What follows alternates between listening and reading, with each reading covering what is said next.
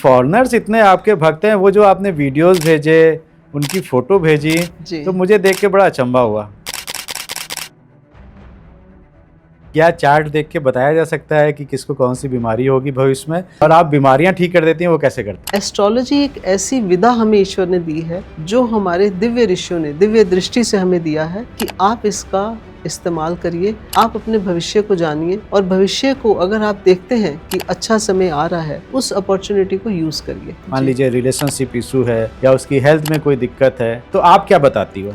बिना तकलीफ के कोई एस्ट्रोलॉजर के पास नहीं जाता। आपने ऐसा क्या किया था कि आज आप इस दर्द से गुजर रहे हैं, आज आपको ये तकलीफ आ रही है? अंग्रेजों की तो कुंडली होती नहीं है, तो उनको कैसे आप चार्ट देखती हो? हमारे जब हॉरोस्कोप बनते हैं उसमें एक चार्ट नहीं होता, 20 चार्ट होता है। जब हम प्रश्न कुंडली बनाते हैं तो हम उससे देख लेते हैं कि इसकी समस्या क्या है। आपका हॉरोस्कोप बताता है आपकी सर्जरी होगी या नहीं होगी। आप लोग कहते हैं चार्ट देख के हम सब कुछ बता सकते हैं कि ये क्या बनेगा, डॉक्टर बनेगा, इंजीनियर बनेगा, इसको बीमारी होगी नहीं होगी। अगर सब कुछ फिक्स है तो फिर हमारे कर्मों का क्या? प्रभु ने बोला है कि जो पास्ट कर्मस थे वो तुम्हारा भाग्य लिख दिया। वो बड़े कष्ट को छोटे कष्ट में कैसे ले जाना है, ये भी प्रभु ने हमें ग्रंथों में ही दिया है ना। सूली को शूल बना ले। रोज सवेरे उठते हैं, उठते ही सुबह तैयार होकर मेकअप करके एक भविष्यवाणी कर देते हैं, आज ये होगा, आज ये होगा, और आप ऐसे उपाय कर लीजिए।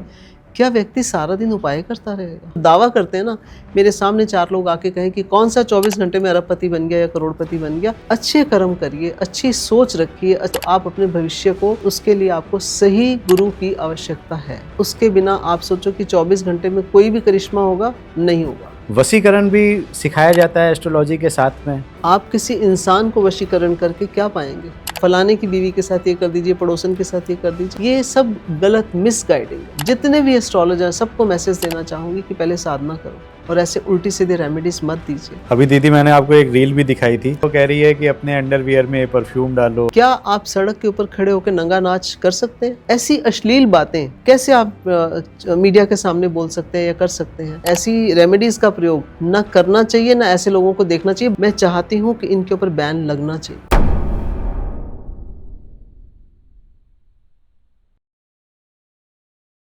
आजकल जहां एक तरफ सोशल मीडिया में एस्ट्रोलॉजर्स की बाढ़ आई हुई है, जैसे ही आप मोबाइल खोलेंगे एक ना एक एस्ट्रोलॉजर आपको कोई ना कोई उपाय बता रहा होगा, और वो उपाय इतने आसान होते हैं, लगता है कि सभी करोड़पति बनने वाले हैं बहुत ही जल्दी।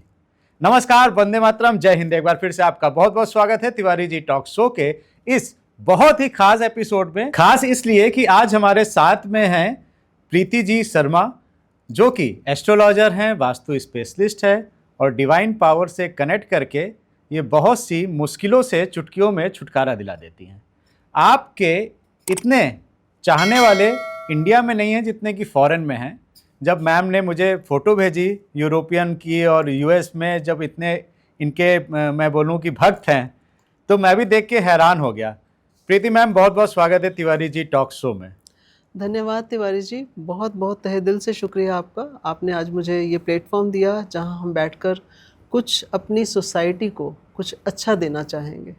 जो मैं बहुत दिनों से वेट कर रहा था, और आप फिर 3-4 महीने फॉरेन चली गई, यूएस चली गई, यूरोप चली गई। कहाँ घूम के आई आप? जी, मैं थी अमेरिका में, और फिर नॉर्थ अमेरिका चली गई या कनाडा चली गई। तो अमेरिका इतना बड़ा है कि एक स्टेट से दूसरी स्टेट जाने में टाइम जोन चेंज हो जाता है। ऐसा बहुत जगह है जी। Same is with the Canada. आप एक स्टेट से दूसरी स्टेट में जाते हैं, टाइम जोन चेंज हो जाता है। तो मुझे ऐसा लगता है कि ये मेरा सौभाग्य है, मुझे प्रभु ने ये कृपा की है, ये ब्लेसिंग्स दिए हैं कि मैं जहाँ जाती हूँ, जो लोगों के तकलीफ़ है, जो ईश्वर ने मुझे दिया है, मैं उसे बांटती हूँ कि मैं इनको कैसे क्या दे सकती हूँ जो मुझे ईश्वर ने दिया और मैं आगे ने दे पाऊँ। वाकई मुझे एकदम से मतलब शौक लगा। मैं इतने पॉडकास्ट कर चुका हूँ एस्ट्रोलॉजर के साथ में, और सभी कुछ मतलब रेमेडीज़ बताते हैं, आके एस्ट्रो चार्ट वगैरह, वो ठीक है।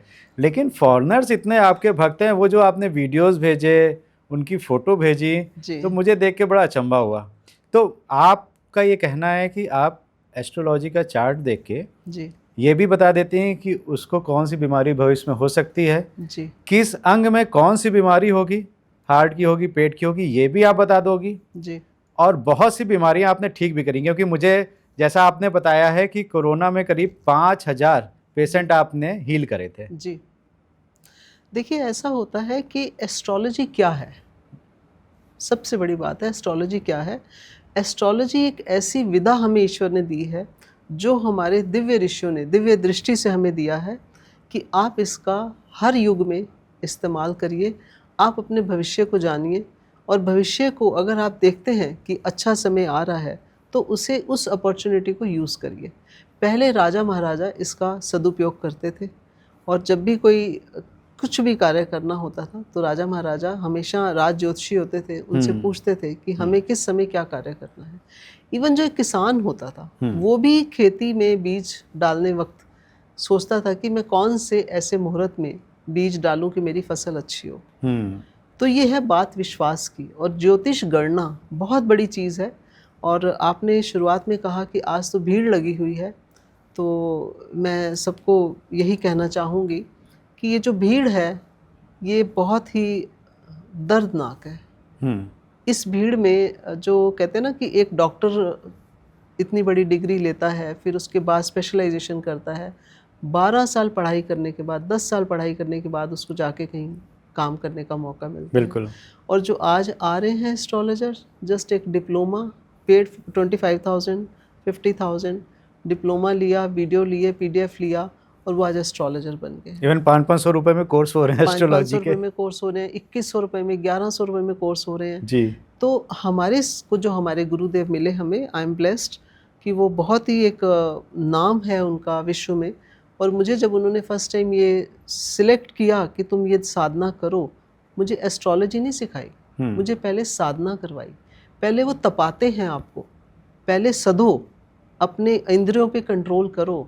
अगर आपने साधना नहीं करी तो आप कैसे सोच सकते हो कि मैं सामने वाले का सिर्फ यही सोचूं कि इसका भला हो जाएगा। एस्ट्रोलॉजी बिजनेस बनता चला जा रहा है, और जो आज के समय में एस्ट्रोलॉजर मार्केट में रोज़ सवेरे उठते हैं, उठते ही सुबह तैयार होकर मेकअप करके एक भविष्यवाणी कर देते हैं, आज ये होगा, आज ये होगा, और आप ऐसे उपाय कर लीजिए। क्या व्यक्ति सारा दिन उपाय करता रहेगा? वही मुझे समझ में नहीं आता। एस्ट्रोलॉजी तो कहते हैं जीवन जीने की कला को सीखो, एक नित्य कर्म करो, वो नित्य कर्म आपको बहुत आगे ले जाएगा।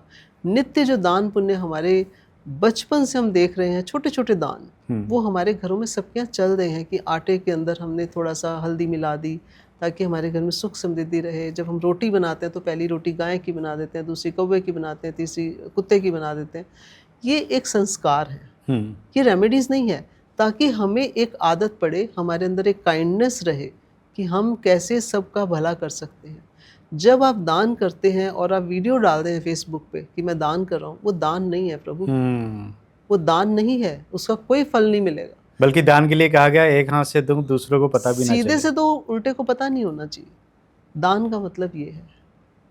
तो ये जो भीड़ है इसके लिए तो हम सब लोग कुछ नहीं कर सकते, लेकिन इतना ही मैं संदेश देना चाहूँगी अपने देशवासियों को कि हमारे देश में जो पढ़े लिखे युवा हैं, जो आज इस तरह के उपाय सुनते हैं कि 24 घंटे में वशीकरण, 24 घंटे में ये, ऐसा नहीं होता जी, ऐसा नहीं होता। मैं माफ़ी चाहती हूँ वो लोग जो इस तरह की बातें बोल रहे हैं, और ये भी समझ लीजिए कि हम जब किसी को गलत गाइडलाइन देते हैं उसका प्रभाव हमारे ऊपर आता है। जो एस्ट्रोलॉजर इस तरह की बातें कर रहे हैं, सबसे बड़ी बात है कि उन्होंने सुबह उठते ही रेमेडी देने का काम शुरू कर दिया। मेरे पास कॉल आते हैं कि आज सुबह 7 बजे उनका ये आया पॉडकास्ट, और या सुबह 7 बजे उनका वीडियो आया, आज सारा दिन ये करना, आज सारा दिन ये करना। अरे भाई, आदमी काम कब करेगा? देश काल परिस्थिति के हिसाब से हर चीज़ें होती हैं जी। जो यहाँ हो सकता है वो विदेश में नहीं हो सकता, जो विदेश में हो सकता है वो यहाँ नहीं हो सकता। तो आप जो भी वीडियो देख रहे हैं या समझ रहे हैं कि ये 24 घंटे में होगा, ऐसा कुछ नहीं होता। जो दावा करते हैं ना, मेरे सामने 4 लोग आके कहें कि कौन सा 24 घंटे में अरबपति बन गया या करोड़पति बन गया एक उपाय करने से। फिर तो बेचारे रिक्शे वाले जो रिक्शा चला रहे हैं, सबको उपाय मैं शुरू करवा देती हूँ, लाइन लगा के रोज़ करवाओ। दान करने की बजाय उनसे उपाय करवा लीजिए। और मैम इतने दावे से कहती हैं 100% होगा, 100% मैं गारंटी देती हूँ। तो उनसे पूछिए कि आप क्यों नहीं बने अभी तक अरबपति? जो इस तरह का दावा करते हैं वो खुद क्यों नहीं बने अरबपति? अरबपति हमारे भाग्य को बदलना, हमें अपने अच्छे कर्मों से भाग्य को बदला जा सकता है, ना कि रोज़ाना आपको जी आज आप ये गलत क्रिया करो और उसके बाद आपका भविष्य बदल जाएगा। नहीं, अच्छे कर्म करिए, अच्छी सोच रखिए, अच्छा नित्य कर्म करिए, तो आप अपने भविष्य को जान सकते हैं, बदल सकते हैं भाग्य को। लेकिन उसके लिए आपको सही गुरु की आवश्यकता है।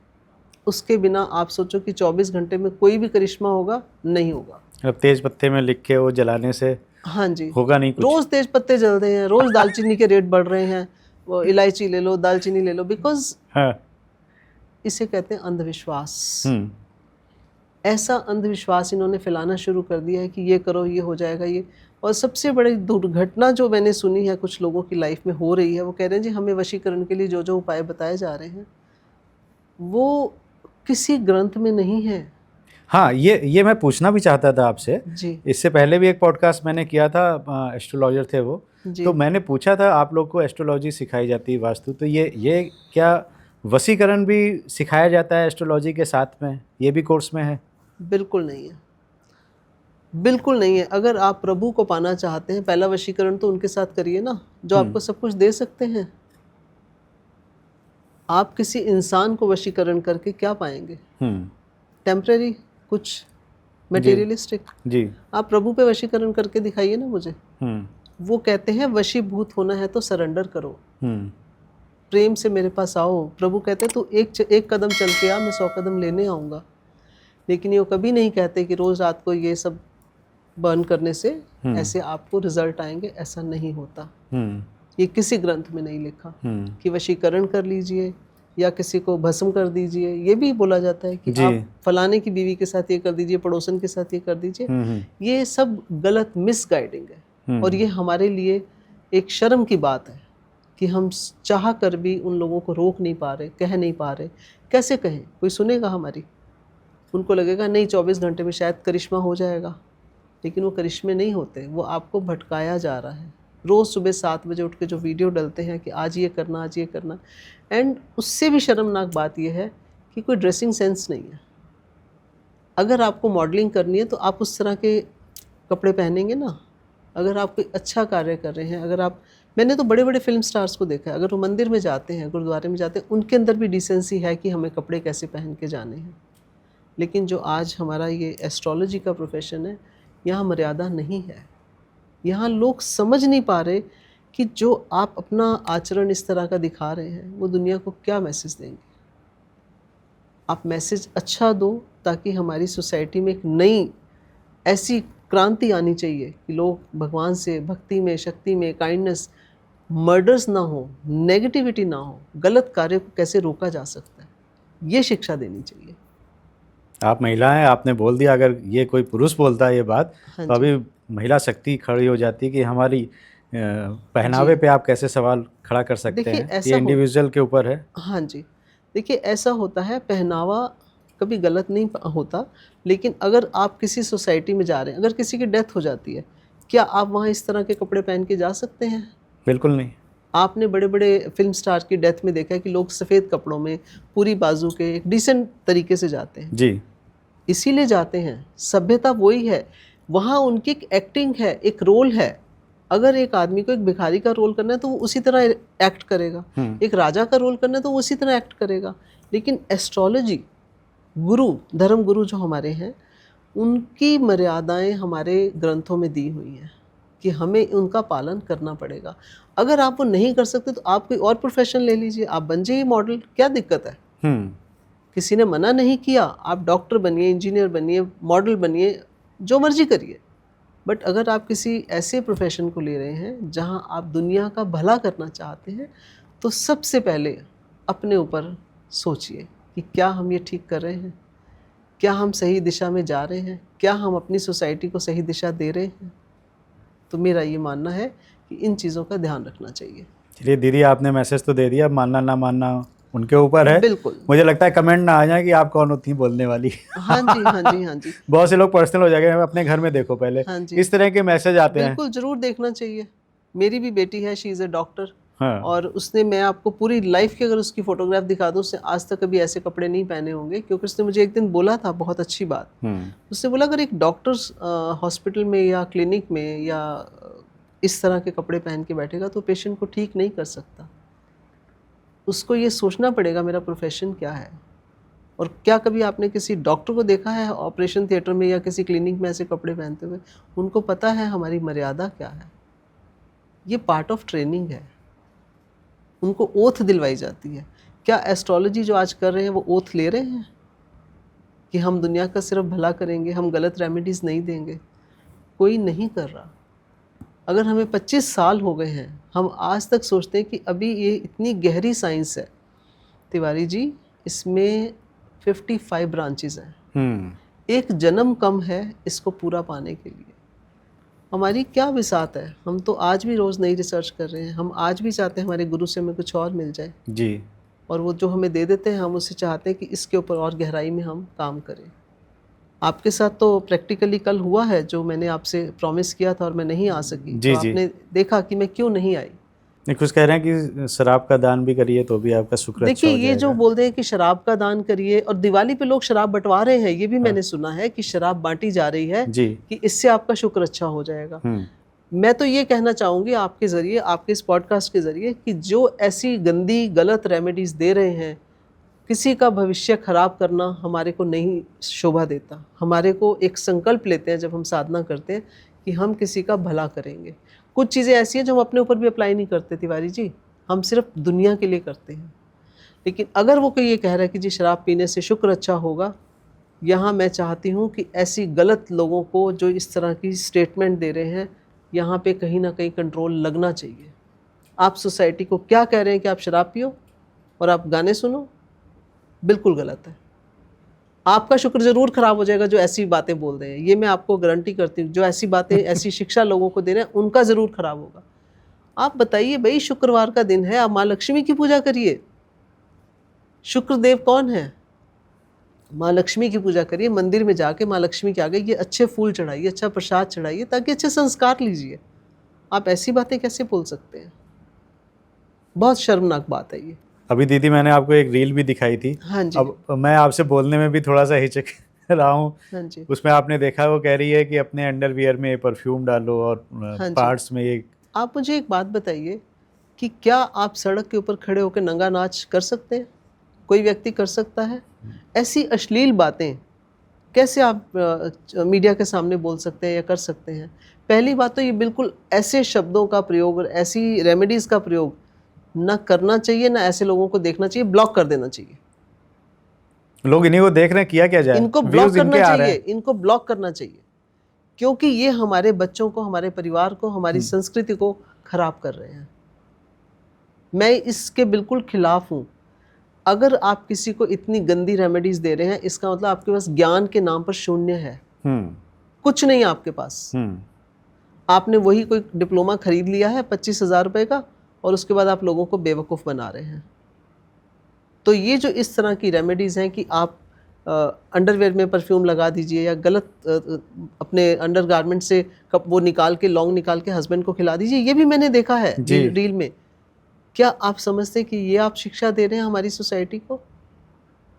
आप बोलने वाली फीमेल है। हाँ, बोलने वाली फीमेल है। यही अफसोस हो रहा है, यही अफसोस हो रहा है कि आप क्या शिक्षा दे रहे हो। आप अपनी बेटी को, अपनी बहू को क्या ये शिक्षा दे सकते हो कि आप इस तरह से अपने अंडरगारमेंट पे परफ्यूम लगा लीजिए और उसमें लौंग रख लीजिए, फिर अपने पति को खिला दीजिए, वशीकरण हो जाएगा? This is very wrong. हम इतने देशों में गए हैं, हमारा एक ही मकसद चलता है कि हम लोगों को अच्छी शिक्षा दें। जो ऐसे लोग काम कर रहे हैं, ऐसी गंदगी फैला रहे हैं, मैं चाहती हूँ कि इनके ऊपर बैन लगना चाहिए।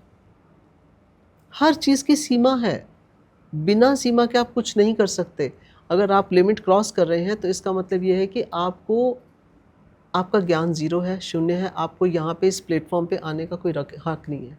और जो लोग फॉलो कर रहे हैं, मैं कहती हूँ ऐसे लोगों को क्रिटिसाइज़ नहीं करना तो बंद कर दीजिए, स्टॉप कर दीजिए, ऐसी रेमेडीज़ मत दीजिए, क्योंकि ये हमारे देश का भविष्य है, हमारे परिवारों का भविष्य है। कुछ ऐसी चीज़ें मैंने देखा लोग कर रहे हैं गलत जगह जा जाके, जिससे कि उसका नेगेटिव इम्पैक्ट वापस आएगा आपके ऊपर, अच्छा नहीं होने वाला। एक मैंने देखी रेमेडी तिवारी जी की कैंपा कोला सिर पे घुमाओ और बाथरूम में डाल दो, राहु ठीक हो जाएगा।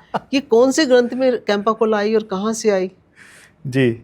ये तो मुझे नहीं समझ आया कि ये जो देवी जी बोल रही हैं, ये कैंपा कोला कौन से ग्रंथ में से निकाल के लाई हैं। क्योंकि कभी कैंपा कोला नाम की चीज़ नहीं थी। हज़ारों साल पहले हमारे दिव्य ऋषियों ने दिव्य ग्रंथों को जब लिखा तो उन्होंने इसलिए लिखा था कि हमारे ऊपर जो कष्ट आते हैं, उस कष्ट के समय आदमी क्या करे। आज के समय में व्यक्ति डिप्रेशन की ओर जा रहा है, सुसाइडल टेंडेंसी पे जा रहा है, हम उसको मार्गदर्शन करने के लिए अच्छी बात बताएंगे, उसको चैनलाइज करने के लिए, या हम उसको ये बताएंगे कि तुम यहाँ ये रख लो और ये रख लो और तुम ठीक हो जाओ। ऐसा नहीं होता। ये बिल्कुल हमारे धर्म के विरुद्ध है, हमारी कॉन्शियस, हमारी आत्मा के विरुद्ध है। आत्मा परमात्मा का अंश है। जो इस तरह की गंदी जबान बोल रहे हैं, अपनी आत्मा से पूछे कि क्या हम लोगों को सही रास्ता दे रहे हैं। तो हमें इसके ऊपर ज़रूर किसी तरह का एक्शन लेना चाहिए। एक मैं रिक्वेस्ट करूंगी हमारे देश के जो भी वरिष्ठ नागरिक हैं, जो हमारे देश के नेता हैं, इन लोगों को ज़रूर बताएं कि ये गलत चीज़ें मत डालिए ऐसे सोशल मीडिया पर। बिल्कुल, हमें उम्मीद है कि आपकी बात पहुंचेगी। जी, हालांकि एक्शन लेना तो सरकार का काम होता है, बिल्कुल। और लेकिन हम लोग as a viewers, as a podcaster ये कर जी, सकते हैं कि जी। इनको बढ़ावा ना दें, बिल्कुल। इन लोगों को पॉडकास्ट में ना बुलाएं और इनकी बातों को इतना तवज्जो देने की ज़रूरत नहीं है। जी, दूसरा एक अभी बहुत रील पॉपुलर हो रही है, उनका मैं नाम क्या लूं, वो कह रही हैं कि दीपावली में माँ लक्ष्मी की आरती नहीं करनी चाहिए। जी। तो आपसे मैं पूछता हूँ, क्या दीपावली में माँ लक्ष्मी की आरती नहीं करनी चाहिए? देखिए, ऐसे मैं तो जब से जन्म लिया है, मैं समझती हूँ 5-10 साल की होंगी, भगवान की तरफ लगी हूँ। मैं तो रोज़ आरती करती हूँ, आज भी कर रही हूँ। तो ये मिथ, ये गलत चीज़ें फैलाने वाले जो हैं, इनको शर्म आनी चाहिए। मैं यही कहूँगी, इससे बड़ा शब्द मेरे पास नहीं है इनके लिए। किस ग्रंथ में लिखा है? हम तो विष्णु जी की जब पूजा करते हैं, विष्णु सहस्त्र नाम का पाठ करते हैं, उसी के साथ हम लक्ष्मी जी का पाठ करते हैं, और उस पाठ के बाद आरती ना करना तो बिल्कुल ही गलत है। हम हर देवी देवता की जब हम पूजा करते हैं, उसके बाद उनकी आरती करते हैं। विष्णु सहस्त्र नाम पढ़ेंगे तो विष्णु जी की आरती होगी, लक्ष्मी जी की आरती होगी, क्योंकि वो दोनों पति पत्नी हैं, दोनों को साथ पढ़ा जाता है। जी। और उसके बाद हम हनुमान जी की करते हैं तो हनुमान जी की आरती करते हैं। जिसका हमने आराध्य को, जिसको हमने नवाजा, उसकी आरती ना करें, ये किस ग्रंथ में है? जिस देवी जी ने ये बोला है, उनसे पूछिए कि आज तक एक भी ग्रंथ या एक भी किताब पढ़ी है? नहीं पढ़ा उन्होंने, कुछ नहीं पढ़ा, और सिर्फ आके बोल दिया कि ठीक है जी, आप ये मत करिए। अरे भाई, तुम्हारे पास कौन सी अथॉरिटी है ये सब बातें बोलने की? आर यू ऑथोराइज टू से ऑल दिस नॉनसेंस? आप, हमारे देश में इतनी भक्ति, इतनी शक्ति थी, आज उन लोगों को सब मिसगाइड किया चला जा रहा है कि आप सुबह उठो, बस 2 लौंग चबा लो, 2 पान के पत्ते रख लो, उसमें लौंग जला, ये सब गलत हो रहा है। भगवान भाव के भूखे हैं। आप भाव से प्रसाद रखते हैं, चढ़ाते हैं, बूंदी रख दीजिए, मिश्री रख दीजिए, जो आपकी सामर्थ्य है वो रख दीजिए, वो खुश हो जाएंगे, प्रसन्न हो जाएंगे। पहले लोग खीर बना लेते थे, हलवा बनाते थे, पूड़ी बनाते थे। 56 भोग में क्या लगता है मुझे बताइए? जी। 56 भोग में क्या उन्होंने स्पेसिफाई किया? नहीं, ये नहीं करेगा, ये नहीं होगा। एक ही बात कहते हैं कि तामसिक भोजन नहीं होना चाहिए। जी, बस, बिल्कुल। बाकी प्रभु भाव के भूखे हैं। हाँ दीदी, मुझे वो मेरा पहला सवाल वहीं पे अटका हुआ है कि क्या चार्ट देख के बताया जा सकता है कि किसको कौन सी बीमारी होगी भविष्य में? और आप बीमारियां ठीक कर देती हैं, वो कैसे करती हैं आप, ये बताओ। और यूएस में बैठे हुए आदमी की आप यहाँ दिल्ली में रह के ठीक कर रही हो, ये कैसे? हाँ जी, देखिए ऐसा होता है, इसे ही डिवाइन पावर कहते हैं, दिव्य शक्ति कहते हैं। इसके लिए ही आपको साधना करनी पड़ती है। मैं चाहती हूँ कि मेरे दर्शक इस चीज़ को समझें कि अगर आप जीवन में बहुत कुछ पाना चाहते हैं, भाग्य को बदलना चाहते हैं, हमारी 10 महाविद्या हैं, 10 महाशक्तियाँ हैं। जैसे मैं आपको एग्जाम्पल दे देती हूँ, त्रिपुर सुंदरी हैं, माँ लक्ष्मी हैं, माँ बगलामुखी हैं, माँ छिन्नमस्तिका हैं, माँ कमला देवी हैं। अगर आप इनमें से किसी एक की, माँ काली हैं, अगर आप इनमें साधना करना चाहो, इनकी साधना करो और पूरी तरह से उनकी शरणागत हो जाइए, आपको जो चाहिए वो मिलना शुरू हो जाएगा। आप उसको करिए ना, आप करिए तो सही साधना। साधना करने का मतलब है कि आप अपने आप के ऊपर भी कंट्रोल करते हैं। कोई भी साधक जिसको अच्छा गुरु मिल गया, जिसने गुरु ने उसको तपा दिया, वो देश का भी भला करेगा, विश्व का भी भला करेगा, घर का भी भला करेगा। तो उसकी ज़रूरत है। एस्ट्रोलॉजी सीखने से पहले मैं चाहती हूँ, जितने भी एस्ट्रोलॉजर, सबको मैसेज देना चाहूँगी कि पहले साधना करो और ऐसे उल्टी सीधे रेमेडीज़ मत दीजिए। उनका फ़ायदा हो ना हो, आपका नुकसान होगा जो ये गलत रेमेडीज़ दे रहे हैं, ये मैं आपको बता दूँ। तो मैम ये बताइए कि आपका क्या, क्योंकि जो लोग दुखी हैं या जिनके पास में कुछ प्रॉब्लम है, हाँ जी, उसका सॉल्यूशन लेने के लिए, समाधान लेने के लिए ही एस्ट्रोलॉजर के पास में जाते हैं। जी, अब बात ये आ जाती है कि एस्ट्रोलॉजर भी कहते हैं कि हम कुछ ना कुछ रेमेडीज़ तो बताएंगे उनको, हाँ क्या जी, बताएंगे? बिल्कुल। तो मैं आपसे पूछता हूँ जी कि अगर प्रीति मैम के पास में कोई आता है, मान जी। लीजिए रिलेशनशिप इशू है या उसकी हेल्थ में कोई दिक्कत है, तो आप क्या बताती हो? देखिए, हम सबसे पहले चार्ट में देखते हैं। मैं चार्ट देखती हूँ सुबह 3 बजे। मैं अच्छा। किसी का दिन में चार्ट नहीं देखती। ब्रह्म मुहूर्त में? ब्रह्म मुहूर्त में मेरे पास कोई आ जाए मैं नहीं देखूंगी। आप मुझे लोग आके बोलते हैं you can charge double, I said no, money is not the criteria.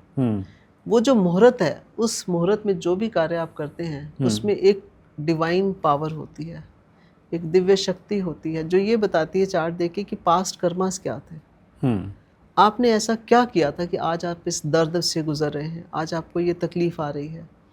बिना तकलीफ के कोई एस्ट्रोलॉजर के पास नहीं जाता, लेकिन जो राजा महाराजा थे या जो आज भी ऐसे लोग हैं मेरे पास आते हैं, वो बेबी प्लान करने से पहले मुझे पूछते हैं कि हम बेबी कब प्लान करें कि हमारे घर में सौभाग्यशाली बच्चा आए।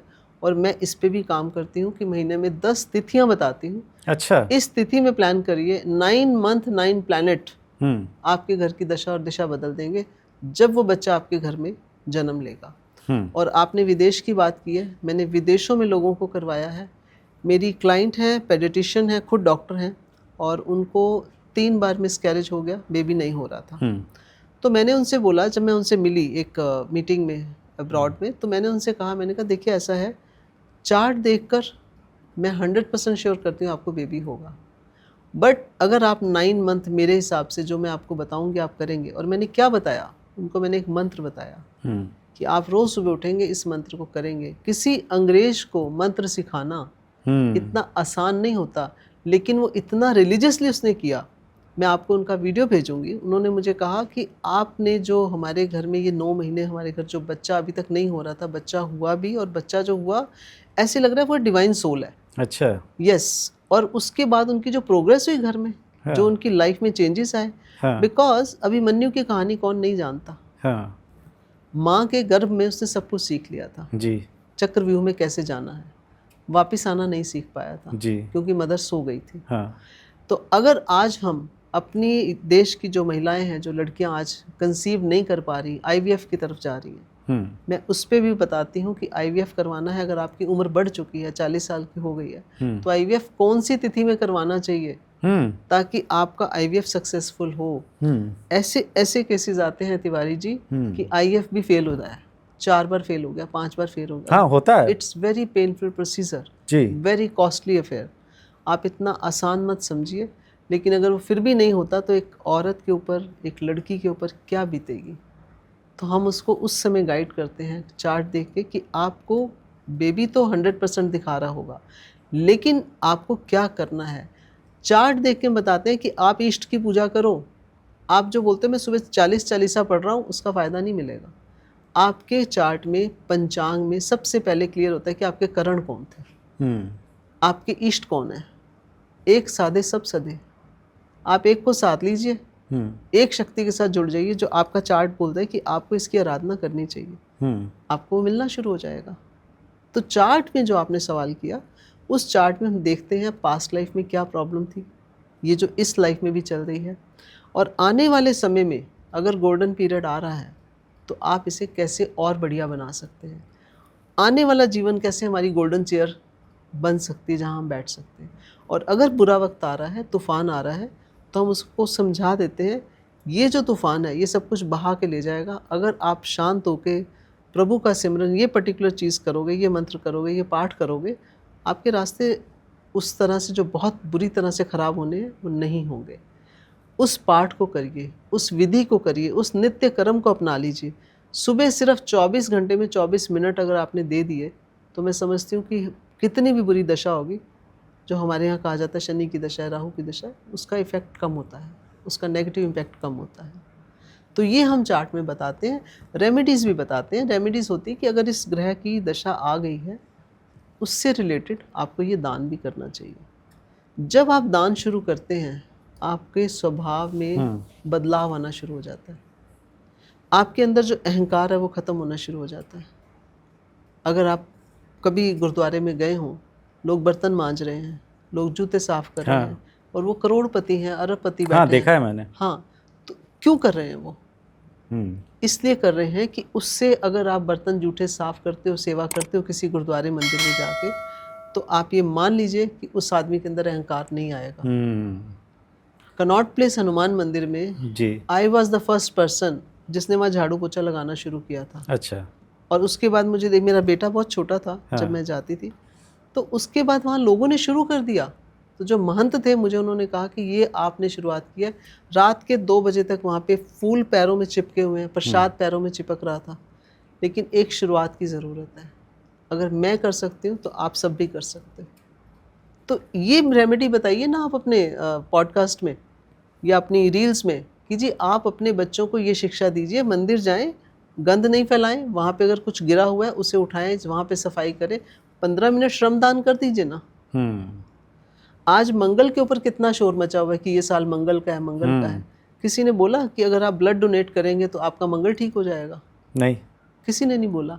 हाँ। क्योंकि इस तरफ कोई जाना नहीं चाहता। और ये फैक्ट है कि अगर आप ब्लड दान करते हो, मेरे पास ऐसे ऐसे क्लाइंट है जो कहते हैं हम 90 डेज में एक बार करके आते हैं, यंग बच्चे हैं। अच्छा। क्योंकि उनको शिक्षा मिल गई ना, हाँ। कि बेटा जाओ, जहाँ ब्लड कैंप होता है, जहाँ हॉस्पिटल में दे सकते हो जाके खून दान करो। किसको कहाँ ज़रूरत है? हॉस्पिटल में इतनी हाहाकार मच जाती है ब्लड के लिए। तो अगर आपने वो दिया, मंगल वैसे ही ठीक हो जाएगा।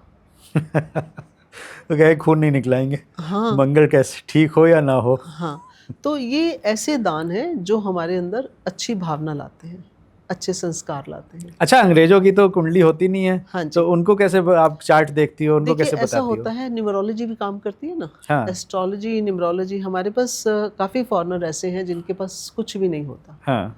तो हम प्रश्न कुंडली बनाते हैं। अच्छा। आपने अभी सवाल किया, अभी इस समय ट्रांजिट में प्लैनेट कैसे चल रहे हैं, तो हम उससे चेक कर लेते हैं कि इसका फ्यूचर, इसका पास्ट क्या है जो इस समय ये तकलीफ में है। हमारे जब हॉरोस्कोप बनते हैं उसमें एक चार्ट नहीं होता, 20 चार्ट होते हैं। तो जब हम प्रश्न कुंडली बनाते हैं तो हम उससे देख लेते हैं कि इसकी समस्या क्या है। एंड ईश्वर ने हमें ऐसी कृपा की हुई है कि वो सब ठीक निकलता है। कुछ बताइए, केस बताइए कुछ। देखिए, आप 3 महीने अभी यूरोप और यूएस रह के आई हैं। देखिए, अभी मैं जैसे लास्ट ट्रिप में मेरे पास एक लड़की आई, लड़की कहूँ औरत कहूँ, 40 साल की थी मैडम, और 15 साल की उम्र में वो पहली बार प्रेग्नेंट हो गई। और क्योंकि यंग एज थी, हार्मोन्स चेंज हो रहे थे, स्कूल में ही फ्रेंड बन गया, उसके साथ रिलेशन बन गया। एंड उस बच्ची को समझ नहीं आई, 3-4 महीने बाद समझ आई। तो डॉक्टर ने बोला कि अबॉर्ट नहीं हो सकता, और वहाँ अबॉर्शन अलाउड है अगर आपको कोई ऐसी सिचुएशन है। तो उन्होंने उस बच्चे को जन्म दिया, और जिसके साथ दोस्ती थी, पढ़ाई तो बीच में रह गई। तो 2-4 साल वो दोस्ती चली, क्योंकि वो एक कच्ची बुद्धि थी, नहीं समझती। और उसके बाद वो लड़का उनको छोड़ के चला गया। फिर उनका 2-3 साल बच्चे की तरफ ध्यान रहा, फिर किसी और से रिलेशन बन गया। जब वो 23-24 की हुई तो कोई और लाइफ में आ गया, उसके साथ लिव इन में रही, एक बच्चा उनसे हो गया, 2 बच्चे हो गए। अब वो उनकी परवरिश कर रही हैं। अब विदेश में जो सरकार है वो वहाँ पे बच्चों की परवरिश के लिए पैसे देती है, मेंटेनेंस का पैसा देती है जी, एंड अच्छा अमाउंट देती है। अच्छा। मेडिकल फ्री है वहाँ पे, और कैश आपको हर महीने आपके उसमें आ रहा है अकाउंट में। तो उनका सेकंड रिलेशनशिप चली ऑलमोस्ट फॉर 7 years। फिर वो चले गए जनाब। अच्छा। विदाउट मैरिज सब चलता है। फिर तीसरा बेबी हुआ, तीसरे के साथ अफेयर हुआ। अब मैं उनसे मिली, शी वॉज 40 साल की उनकी उम्र है, और वो किसी रेस्टोरेंट में एज ए वेटर काम कर रही है। तो मुझे जब वो मिली तो उनकी आंखें मेरे साथ जब बैठी तो बहुत नम हो गई, एंड काफ़ी परेशान कि मेरी लाइफ में क्या कोई ऐसा पार्टनर नहीं आएगा कि जो मेरे साथ एक अच्छा कंपेनियन, एक अच्छा साथी बन के रहे। अब 3 बच्चे हो गए, 3 बच्चों की वो मदर बन गई, स्कूल कंप्लीट नहीं हुआ, कोई प्रोफेशनल लाइफ नहीं है, पैसे लिमिटेड मिल रहे हैं। तो मैंने उनकी पहले तो काउंसलिंग की, मैंने उनको फिर एनर्जी दी, जैसा कि आपने फ़ोटोग्राफ में देखा है। मैं उनको जब एनर्जी दी तो 15 मिनट बाद उनको समझ आया कि मैं उनको कहाँ ले जाना चाह रही हूँ। मैंने उनसे कहा, आप सबसे पहले स्कूल कंप्लीट करो, और वहाँ पर कोई रिस्ट्रिक्शन नहीं है कि आप 40 के हैं, 50 के, अगर आप कोई भी एजुकेशन लेना चाहते आप ले सकते हैं। तो उनको मैंने स्कूल में एडमिशन करवाया वहाँ पे, 40 इयर्स की लेडी को। और उसके बाद एडमिशन उन्होंने ले लिया, उन्होंने पढ़ाई भी शुरू कर दी, और गवर्नमेंट उनको सपोर्ट कर रही है एजुकेशन में, फ्री ऑफ कॉस्ट। क्योंकि आप सिचुएशन बताएंगे कि मैं इस सिचुएशन से अब मैं ये करना चाहती हूँ। और अब उन्होंने साइंस ली हुई है, तो आगे जाके वो कुछ अच्छा फ्यूचर अपना प्लान कर सकते हैं। और जब मैंने उनके चार्ट में देखा कि आपके चार्ट में तो इतने अच्छे राजयोग हैं, आप इन राजयोग को एक्टिवेट करिए, and now she is doing, जो मैं बता के वो सब कर रही हैं। अच्छा। तो मुझे बताइए कि अगर 1 साल बाद मैं दोबारा मिलूंगी और उनके जीवन में खुशहाली होगी, तो उसका आशीर्वाद उनको भी मिलेगा, मुझे भी मिलेगा। तो ऐसे जो अब्रॉड के किस्से हैं, ये एक नहीं हज़ारों हैं मेरे पास। और ऐसे ऐसे लोग हैं जिनको यकीन नहीं होता था कि एस्ट्रोलॉजी इतनी पावरफुल है। नाउ दे आर इंटरेस्टेड कि आप हमें गाइड करिए, हमें बताइए कि हम अपने जीवन को कैसे आगे ले जा सकते हैं, क्योंकि वहाँ रिलेशनशिप, लिव इन रिलेशनशिप बहुत कॉमन है। तो वहाँ पे आदमी ये सोचता है कि मैं अब उनको बोलती हूँ, अगर आपको किसी से फ्रेंडशिप करनी है, ये अल्फ़ाबेट दे देती हूँ, आप इस अल्फ़ाबेट के नाम से फ्रेंडशिप करिएगा, अदरवाइज़ मत करिएगा। तो वो रिज़ल्ट आता है उनको, आपके चार्ट में आता है कि आपको किससे दोस्ती करनी है, किससे नहीं करनी। तो दीदी फॉरेन में तो हेल्थ के कोई ऐसे किस्से हों जी, या कोई ऐसे केस आपने सॉल्व करे हों जो बहुत टिपिकल हो? देखिए ये बहुत अच्छा सवाल है आपका, और ये हुआ है, मैं कई बार हुआ है। एक बार एक हस्बैंड वाइफ मेरे पास बैठे हुए, और वाइफ का मैंने कुछ प्रॉब्लम थी, सॉल्व की थी विद डिवाइन पावर। हस्बैंड सामने सोफे पर बैठे हैं और मुझे नहीं पता, वो मैंने उनको इंट्यूशन मेरी जो आई, मैंने बोला कि आपकी मुझे हेल्थ ख़राब नज़र आ रही है। तो उन्होंने बोला कि इनकी तो हेल्थ ख़राब नहीं हो सकती, ये तो 10 साल से मैराथन कर रहे हैं और सुबह 4 बजे उठ के प्राणायाम करते हैं। तो मैंने उनसे बोला कि देखिए, मैंने आइज़ क्लोज़ की, ध्यान किया, और मुझे बहुत एक भयंकर पिक्चर नज़र आ रही है उनकी कि ये आदमी के ऊपर बहुत बड़ा कष्ट आ रहा है। तो मैंने उनसे कहा, मैंने कहा देखिए ऐसा है कि मुझे ऐसा लग रहा है कि प्रॉब्लम है, आप एक बार चेकअप भी करवा लेना। तो हस्बैंड वाइफ दोनों मुस्कुरा के और चले गए। उन्होंने बोला, मैडम कैसी बात कर रही हैं, अभी तो ये मैराथन में जाते हैं, सुबह प्राणायाम करते हैं। They were overconfident. After 10 days, 10 दिन की बात है, 10 दिन के बाद मुझे कॉल आता है उनकी वाइफ का, और रोते हुए। मैंने कहा क्या हुआ? बोले राजेश जी तो हॉस्पिटल में है। मैंने कहा क्या हुआ? बोले उनको यूरिन इन्फेक्शन हुआ, यूरिन से वो ब्लड में चला गया, और अब ब्लड से डॉक्टर बोलते हैं अगर ब्रेन में चला गया तो he will not survive more than 72 hours. अच्छा। अब आप सोचिए कि 10 दिन पहले एक व्यक्ति बिल्कुल ठीक है, उससे कोई प्रॉब्लम नहीं है, घर वाले कह रहे हैं जी ये तो बड़े फिट एंड फाइन है, वॉक करते हैं, भागते हैं। तो उन्होंने बोला अब हम क्या करें, ये तो बहुत गंभीर समस्या हो गई, अनबिलीवेबल। तो ये फ़ोन आया मुझे शाम को 5 बजे। मैंने उनसे बोला, मैंने कहा ठीक है, आप मुझे थोड़ा सोचने दो क्या करना है, एंड जो प्रभु की इच्छा होगी हम करेंगे। नेक्स्ट मॉर्निंग मैं और मेरे साथ मेरे 2 लोग और मेरे हस्बैंड, हम लोग एक जगह है, बहुत ही सिद्ध पीठ है, हम वहाँ चले गए 500 किलोमीटर। हम 5 बजे सुबह निकले, हम वहाँ पहुँचे दोपहर को, जाके हमने जो भी अपना करना था उनके लिए किया, and around 7 o'clock in the evening next day मैंने उनको कॉल किया। मैंने उनसे पूछा कि कैसे हैं उनकी कंडीशन। तो उन्होंने बोला मैडम अभी तो डॉक्टर आए हुए हैं, मालूम नहीं है, अभी पता लगेगा। आप यकीन मानिए जब डॉक्टर आए तो वो शॉक्ड हो गए कि उनका जो इन्फेक्शन लेवल है वो डाउन कैसे आ गया। अच्छा। कैसे डाउन आ गया। तो that lady was also shocked कि ये कैसे हुआ, और आईसीयू में है हस्बैंड। तो मुझे उन्होंने फ़ोन करके वापस बताया कि डॉक्टर से बात हुई है, पर वो बोल रहे हैं कि ये कोई मिरेकल से कम नहीं है, इनका जो लेवल है वो डाउन आना शुरू हो गया। मैंने कहा कोई बात नहीं, हम कल बात करेंगे, जो हम कर सकते हैं हम करेंगे, बट एक चीज़ की मैं एश्योरेंस देती हूँ, ही विल सर्वाइव। अच्छा। आप चिंता मत करिए, ये घर आएंगे। वो भी आपको चार्ट में दिख रहा होगा? हाँ जी बिल्कुल दिख रहा था कि 4 दिन बाद ये वार्ड में आ जाएंगे, उसके बाद ये घर आ जाएंगे। तो हमने उनको बताया, और उसके बाद उनको एक हिम्मत आई कि चलो ठीक है, बहुत अच्छी बात है। फिर नेक्स्ट डे मैंने उनको कॉल किया शाम को, क्योंकि दिन में हम लोग करते हैं जो उनका करना है, सुबह से शुरू हो जाता है। तो मैंने उनको पूछा नेक्स्ट डे, तो उन्होंने बोला कि ये तो करिश्मा हो रहा है, और ये कैसे हो रहा है हमें नहीं समझ आ रही। तो मैंने उनसे बोला देखिए ये प्रभु की इच्छा थी, आप उस दिन आए, मैंने इंडिकेट किया, और अगर आप उस दिन इस चीज़ को समझ जाते तो ये बड़ा छोटे में टल सकता था, लेकिन आपने उस समय उस बात को बहुत लाइट मोड पे ले लिया। तो उसके बाद 5वें दिन 6ठे दिन उनको हॉस्पिटल से छुट्टी हो गई, घर आ गए, और मुझे कॉल आता है, बिकॉज जो इन्फेक्शन होता है आदमी की बॉडी से पूरा ड्रेनिंग हो जाता है। तो मुझे उनका फ़ोन आया और वो बात नहीं कर पा रहे थे, पर उन्होंने बोला कि आपने ऐसा क्या किया, मुझे तो लग ही नहीं रहा था मैं घर वापस पहुंचूंगा, लेकिन मैं अब आपसे मिलने आऊँगा। और साथ में मुझे उन्होंने एक बार और पूछी कि आप कहाँ गए, आपने क्या किया, बहुत पैसे लगे होंगे, आपने बताया नहीं हमें। मैंने कहा देखिए, पहली बात तो यह है कि आप मेरे पुराने जानकार हैं, पुराने क्लाइंट भी हैं। एक आदमी आईसीयू में है, क्या मैं उसको पहले ये बोलूँ मुझे पैसे भेज दो तो फिर मैं तुम्हारा इलाज करूँगी? ये हॉस्पिटल कर सकता है, हम नहीं कर सकते। तो ये एक बहुत अच्छी चीज़ हुई। और वो जब घर आए, वो मुझे मिलने आए, उसके बाद उनको ऐसे लगा कि आपने हमें दूसरा जन्म दिया है। मैंने कहा मैं नहीं, वो कर रहा है। करता वो है, नाम हमारा होता है, जो उसने हमें बख्शिश दी हुई है। इसी के साथ, जैसे ये मैंने आपको बताया है किस्सा कि ये राजेश जी थे, उनका नाम राजेश जी, और मैं उनकी वीडियो भेजूंगी, वो उसमें आपको सारा बताएंगे कि कैसे इन्होंने किया, क्या किया। ये जो करिश्मा है किसी की भी हेल्थ का। सेकंड केस में आपको बताती हूँ, बिफोर आई लीव इंडिया, तो मेरे पास एक रात को 12 बजे कॉल आता है कि वो भी हमारे एक ग्रुप में हैं और उनके कोई रिलेटिव थे, तो उनको दोनों किडनी फेल हो गई। अच्छा। अब किडनी फेलियर है, हॉस्पिटल ले गए हैं, बॉडी में पानी भरा हुआ है। तो डॉक्टर्स ने उनको कोई बहुत बढ़िया एश्योरेंस नहीं दी। तो मुझे उन्होंने जब बोला कि हम मैडम चाहते हैं आपसे, आप थोड़ा हेल्प करिए। जब मैंने उनका चार्ट देखा तो मैंने कहा देखिए, मैं भगवान नहीं हूँ, लेकिन जो मेरी समझ कह रही है ये सरवाइव करेंगे, बचेंगे, लेकिन इनके लिए हमें मृत संजीवनी करवानी पड़ेगी। अच्छा।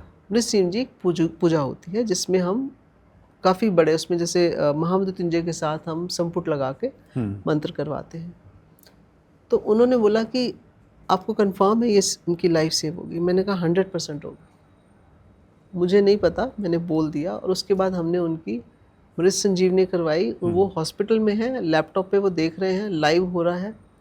और उसके बाद जब वो 10 दिन 15 दिन में ठीक हुए, तो उनको लगा कि ये तो बहुत करिश्मा हुआ है, लेकिन किडनी तो रिप्लेस होनी है। अभी वो चल रहे हैं उस पर, डायलिसिस पे। और जहाँ भी जब भी उनको कुछ मिलेगा ऐसा, तो वो ज़रूर अपना उन्होंने प्लान किया हुआ है, क्योंकि कहीं अलाउड है, कहीं नहीं अलाउड, तो आई थिंक वो आउट ऑफ इंडिया जाएंगे, कहाँ जाएंगे, बट वो करवाएंगे। बट आज की डेट में वो आउट ऑफ इंडिया घूम के आ गए हैं, वो बिल्कुल ठीक ठाक चल रहे हैं। अरे वाह। तो ये जो करिश्मा है, ये हमारे ग्रंथों में ही है। ये हमारे ग्रंथों को पढ़ने की ज़रूरत है। आप जितनी बार ये ग्रंथ को पढ़ेंगे, हर अध्याय के बाद एक नीचे मोरल ऑफ द स्टोरी होता है। आप उससे पढ़िए और उसको नोट करिए। एंड मैं आपको गारंटी करती हूँ, लोग तो रेमेडीज़ पे गारंटी करते हैं, मैं धार्मिक ग्रंथ के ऊपर कहती हूँ, आप जितनी बार पढ़ेंगे ना, आपको कुछ नया मिलेगा। आप लिखते रहिए डायरी, बिल्कुल, आपको नया मिलेगा और आपकी लगन और बढ़ जाएगी। तो ये बीमारी जो है, ये प्लैनेट देता है। अच्छा। ये आप जितने भी प्राणायाम कर रहे हैं, इट इज़ गुड कि हम अपनी हेल्थ के लिए कर रहे हैं, लेकिन जो प्लैनेट अगर नेगेटिव आ रहा है, आपका 6 हाउस जो होता है वो हमारा हेल्थ का होता है, 8th हाउस हमारा ऋण, 6 होता है ऋण रोग शत्रु का। अच्छा। 8वां होता है लॉन्जिविटी का। ओके। तो उसमें पता लग जाता है। 12वां होता है हॉस्पिटलाइजेशन का। तो बता देता है कि हॉस्पिटल जाएगा नहीं जाएगा।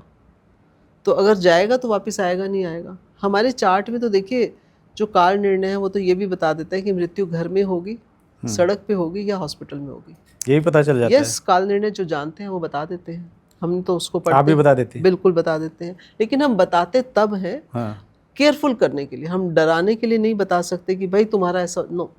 अगर कोई व्यक्ति ऐसी कंडीशन में है तो उसको पॉजिटिव को, बात को आप कैसे समझा सकते हो पॉजिटिविटी में। नेगेटिव बोल के तो वो परेशान हो जाएगा। अगर हमें किसी की हेल्थ खराब नज़र आ रही है तो हम कभी नहीं कहते कि भाई तुम तो अगले साल तक तुम्हारा प्रॉब्लम बढ़ जाएगी। हम कहते हैं कि ये समय है केयरफुल होने का। आप अपनी हेल्थ का ध्यान रखिए, टाइम टू टाइम चेकअप करवाइए। फिर उनको साथ में जो भी रेलेवेंट मंत्र है वो हम बताते हैं कि आप ये तो कम से कम रोज़ करते रहिए, ताकि बड़ा कष्ट छोटे में टल जाए।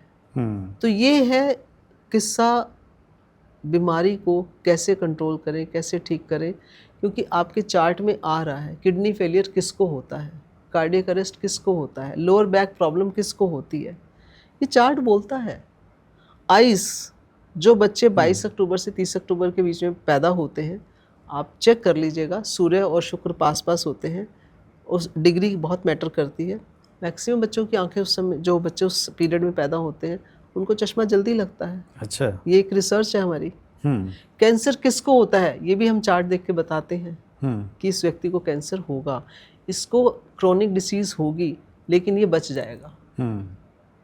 तो ये इतनी बड़ी विधा है, इसको सदुपयोग करिए, इसका सही मार्गदर्शन करिए लोगों को। और अगर किसी का गोल्डन पीरियड आ रहा है कि दशा इतनी अच्छी आ रही है कि you can become a king, तो उसको ये समझाओ भाई पैर जमीन पे रखना, उड़ना मत, उड़ना मत, क्योंकि गुरु एक लैडर का काम करता है। बिल्कुल। वो चढ़ाने के लिए आपको सही रास्ता बताएगा, लेकिन उसी गुरु का वो है, एक ड्यूटी है, एक जिम्मेवारी है कि उसको उतरना सिखाए कि कैसे हमने बहुत प्यार से उतरना है। क्योंकि जब आप उतर रहे हो, जो चढ़ रहे हैं उनको भी मार्गदर्शन आप ही कर रहे हो, और जो उतर रहे हैं उसको बताना है कि बहुत आराम से उतरना है, सहज वे में उतरना है। क्योंकि जो चढ़ेगा वो उतरेगा भी, लेकिन अगर आपके पैर ज़मीन पर हैं तो आप गिरेंगे नहीं। ये सच्ची बात है। तो दीदी वैसे तो मेडिकल में जब डायग्नोसिस करते हैं, हाँ जी, इवन अगर मैं हार्ट ब्लॉकेज की बात करूं, हाँ जी, तो कई बार होता है कि एक स्टेंट डालने की ज़रूरत थी, 2-3 डाल दिए डॉक्टर ने। कई बार कंफ्यूजन की स्थिति हो जाती है कि बाईपास कराएं या एंजियोप्लास्टी कराएं, उसमें भी कंफ्यूजन होता है, डॉक्टर एडवाइस करते हैं। उस दौरान भी क्या आपसे मिलना अच्छा रहता है? बिल्कुल। मेरी BLK के डॉक्टर हैं, नाम नहीं ले सकती, प्राइवेसी है। मेरी एक मीटिंग उनसे हुई और मैंने उनसे बोला, मैंने कहा मैं हॉरोस्कोप देख के बोल देती हूँ कि सर्जरी नहीं होगी, लेकिन आपके हॉस्पिटल में या किसी भी हॉस्पिटल में जब वो जाता है, तो क्योंकि डॉक्टर जो है कहीं कहीं वो भी बंदिश में हैं और सर्जरीज बड़ी जल्दी टेस्ट करते हैं, साथ ही सर्जरीज कर देते हैं, लेकिन आपका हॉरोस्कोप बताता है आपकी सर्जरी होगी या नहीं होगी। ये 100% है। और मेरे पास बॉम्बे का एक केस आया, उसने मुझे बोला कि मेरे किसी ने पैसे ले लिए, वापस नहीं आए, मुझे रात को प्रॉब्लम हुई, हॉस्पिटल ले गए, एंग्जाइटी अटैक था, उन्होंने स्टंट डाल दिया और हमने उसका टाइम निकाला, दशा निकाली, तो हमने बोला कि बिल्कुल गलत हुआ है। तो ये गलत होता है कई बार ऐसा, लेकिन अगर आपका चार्ट कह रहा है कि सर्जरी नहीं होनी, मैं गारंटी करती हूँ कि वो इंसान मेरे पास चार्ट लाए और मैं उसको बोलूँगी भाई तुम दवाइयों से ठीक हो जाओगे। दवाई लेने का भी मंत्र है। जब आप दवाई किसी को दे रहे हैं तो आप मंत्र बोल के उनको दवाई दीजिए, वो दवाई जल्दी लगेगी, उसका रिजल्ट जल्दी आएगा, वो व्यक्ति जल्दी ठीक हो जाएगा। क्योंकि ग्रह तो अपना काम करेगा, जो उसने पनिशमेंट देनी है वो देगा, लेकिन अगर आप उसको, उसी ग्रह को खुश करने के लिए आप पूजा पाठ, नियम, मंत्र जाप से कार्य करते हैं, तो आपकी बीमारी जल्दी ठीक होनी शुरू हो जाती है।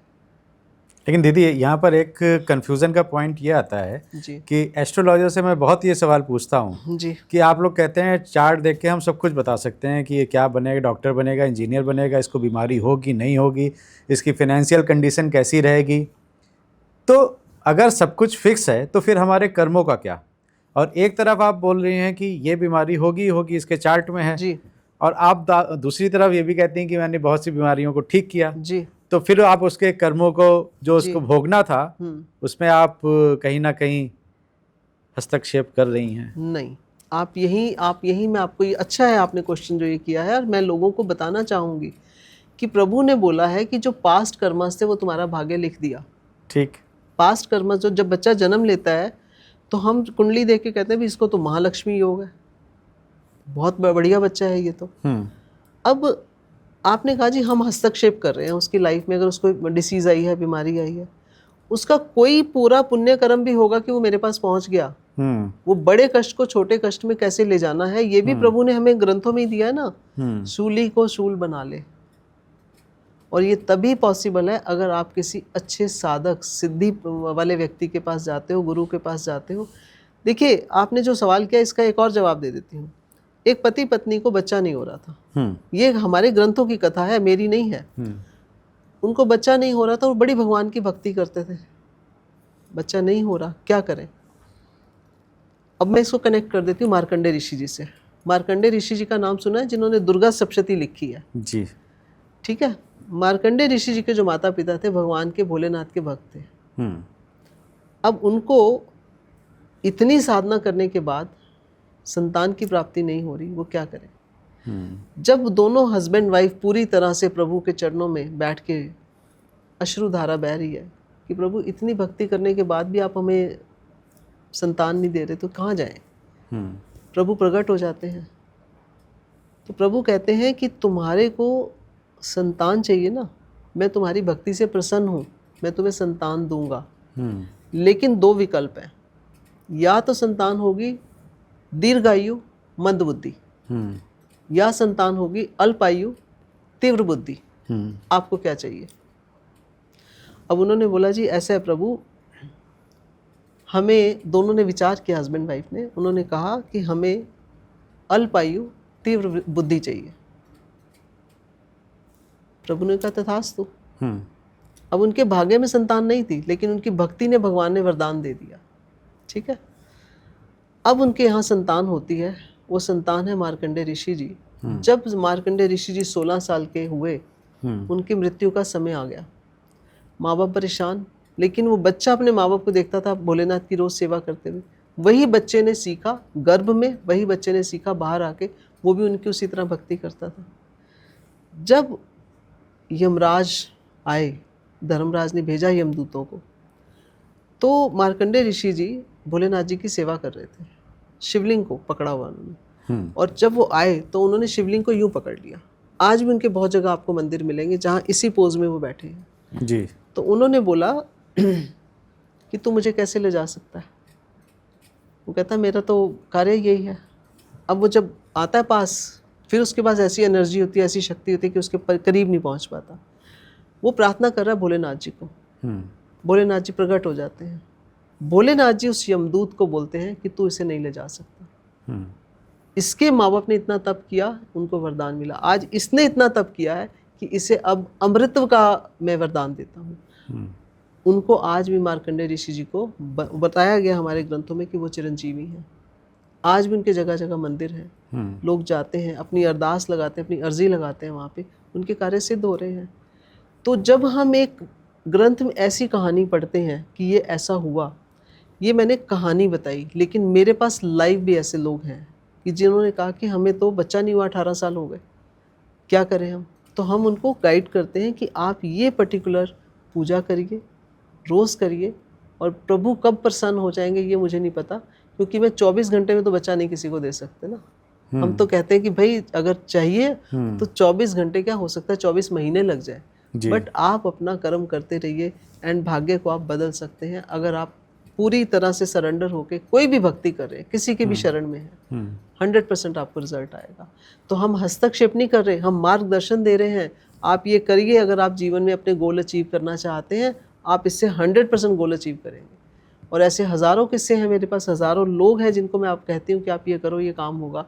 बच्चे की शादी नहीं हो रही, ये करो, शादी होगी। ये कहाँ से आ रहा है? ग्रंथों से आ रहा है, मैन मेड नहीं है, ये हवा में बातें नहीं हैं। आप स्टोरीज देखिए, मेरे पास अगर मैं लिखना चाहूँ तो ग्रंथ लिखा जाएगा, इतने लोगों की ज़िंदगी बदली है। तो उसमें अल्टीमेटली क्या हुआ, वो भक्ति में जुड़ गए, उनका बिल्कुल दिल दिमाग ही बदल गया। जब उनको एक चीज़ की प्राप्ति हुई, उन्होंने कहा ये तो बहुत अच्छा रास्ता है, तो उन्होंने दूसरी विद्या शुरू कर दी। मैं सबसे पहले गणेश जी की जैसे बोल लीजिए कि सिद्धि सिखाती हूँ, गणेश जी को कैसे आप प्रसन्न कर सकते हैं, उनकी साधना कैसे कर सकते हैं। आंकड़े के गणेश जी हैं जिनकी सबसे पहले मैं साधना करवाती हूँ। जो भी साधना करना चाहता है मेरे पास, तो मैं सिखाती हूँ, और वो लोग कहते हैं हमारे घर की दशा दिशा बदल गई है। अब प्रभु को आपने बिठा लिया अपने हर काम में, प्रभु को आपने दे दिया दशांश अपने हर काम का, वो क्यों नहीं आपको तरक्की देंगे? आप बताइए मुझे। बिल्कुल। धन के इस्तेमाल के 2 रास्ते हैं जी, आप लक्ष्मी रूप में ले रहे हैं या माया रूप में ले रहे हैं। आप कोई कार्य कर रहे हैं, आपको 10 लाख रुपया प्रॉफिट होता है, आपने 1 लाख रुपया अच्छे कार्य के लिए निकाल के रख दिया, जो कि मैं हॉरोस्कोप के अकॉर्डिंगली बताती हूँ कि आपको अपनी लाइफ में before you leave this world 5 दान करके जाना, क्योंकि ये पुराने डेट्स हैं, इनको ख़त्म करके जाना, ये कैरी फॉरवर्ड नहीं होंगे। और जब वो आप दान करते हो और बिना बताए करते हो, आपकी कुंडली के हिसाब से, आपकी सोच बदल जाएगी, आपके रास्ते खुलने शुरू हो जाएंगे, आपको अच्छा लगना शुरू हो जाएगा कि मेरे जीवन में तरक्की के रास्ते खुलते हैं। कौन सक्सेस नहीं चाहता? मैंने आपसे शुरुआत में कहा साधना और सिद्धि पाना आसान है, पचाना मुश्किल है। क्योंकि बिल्कुल। आदमी में अहंकार आ जाता है। जी। और हमारा जो धर्म है, जो हमारे गुरु ने हमें दिया है, वो कहता है कि वासना से उपासना तक ले जाने का कार्य आपको दे रहा हूँ। जी। वासना क्या है? सारी नेगेटिव चीज़ें। हम्म। उपासना क्या है? भक्ति, राइट डायरेक्शन। आप वासना से उपासना का संकल्प लेके चलिए, दुनिया का जीवन बदल जाएगा। आज हर व्यक्ति भटक रहा है, रोज रील्स देख रहा है, ये कर लो, ये कर लो। नहीं भाई, ऐसा नहीं होता। हम्म। आपको एक साधे सब सधे, आप एक की शरण में जाइए, सब कुछ मिलेगा। नमन सबको करिए। आपके घर में 10 मूर्तियां हैं, सबको नमन करिए। आप अपने पिता को, माता को नमन करते हैं, आप अपने रिश्तेदारों को भी करते हैं, उतने ही पूजनीय वो हैं। किसी का निरादर मत करिए, आदर करिए।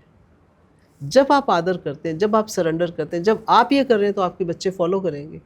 जब वो फॉलो करेंगे तो उनकी अगली जनरेशन भी फॉलो करेगी। तो हमारी संस्कृति, हमारे जो शास्त्र हैं, वो इतना कुछ देते हैं। आज लोग कहते हैं सरकार ये नहीं कर रही। मैंने बोला सरकार कर रही है अपना कार्य। सरकार हमें क्या दे रही है उसका हमेशा धन्यवाद करो, लेकिन संस्कार वो माँ बाप ही दे सकते हैं, वो हमारा परिवार, हमारे एल्डर, हमारे बड़े बुजुर्ग ही दे सकते हैं। आज कार्तिक का महीना चल रहा है, सब तुलसी पे जोत जला रहे हैं। क्यों जला रहे हैं?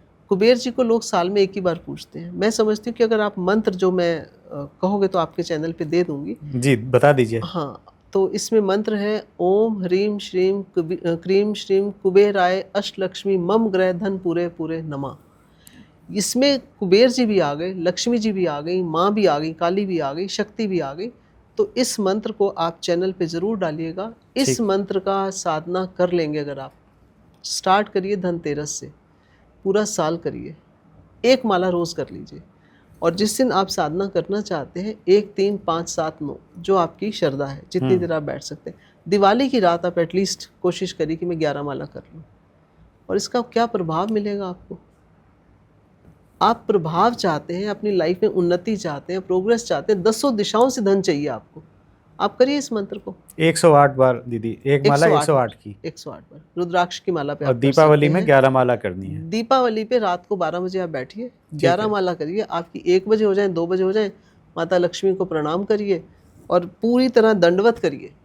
और ज़रूर बोलिए कि जो भी आज तक हमसे गलती हुई है, भूल चूक हुई है, इस जन्म में, पूर्व जन्म में क्षमा कर दीजिए।